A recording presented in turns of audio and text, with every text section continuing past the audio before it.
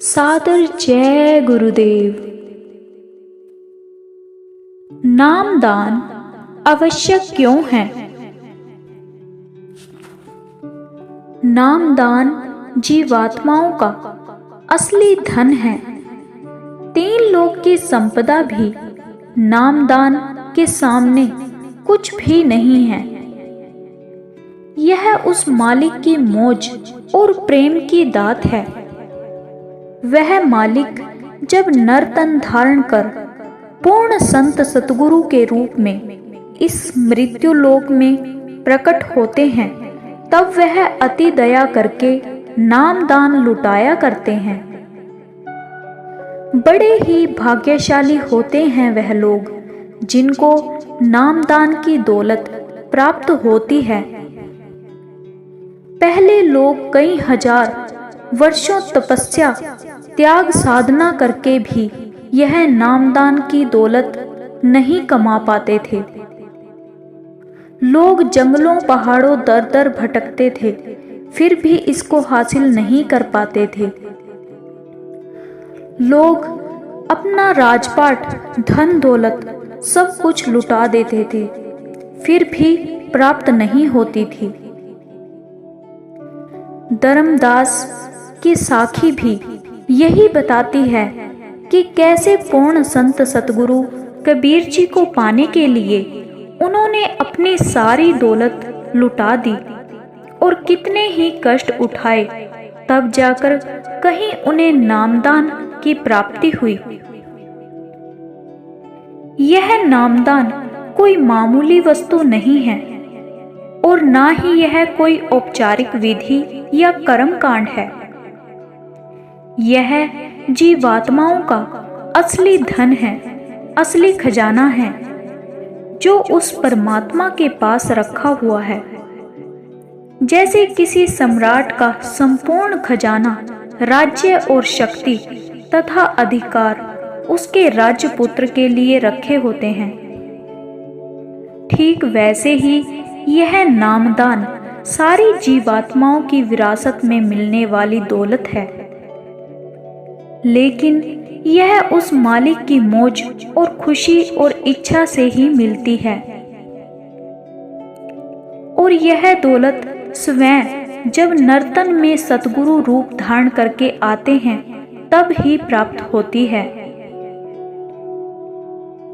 इस कलयुग में लगभग 750 वर्ष से जब से प्रथम पूर्ण संत सतगुरु कबीर जी इस लोक में प्रकट हुए, तब से ही संत मत की शुरुआत हुई है और तब से ही नामदान की दौलत लुटाई जा रही है।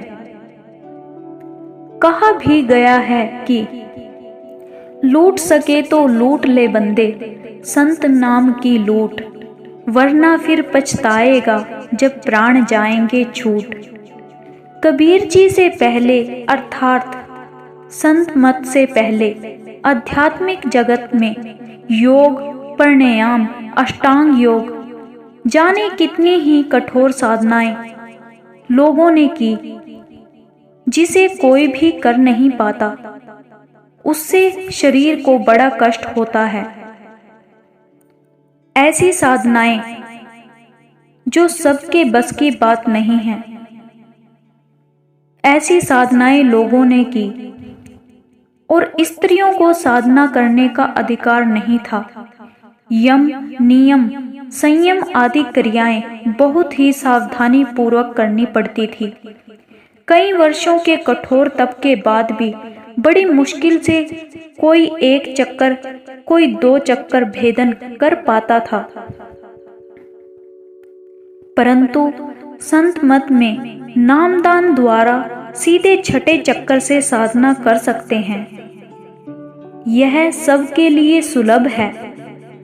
बच्चे हों चाहे बूढ़े हों, चाहे नौजवान हों, कोई भी कभी भी कहीं भी नाम योग साधना कर सकता है। शर्त यही है कि आजीवन शाकाहारी, सदाचारी और नशा मुक्त रहना है। स्त्रियां भी नाम योग साधना कर सकती हैं।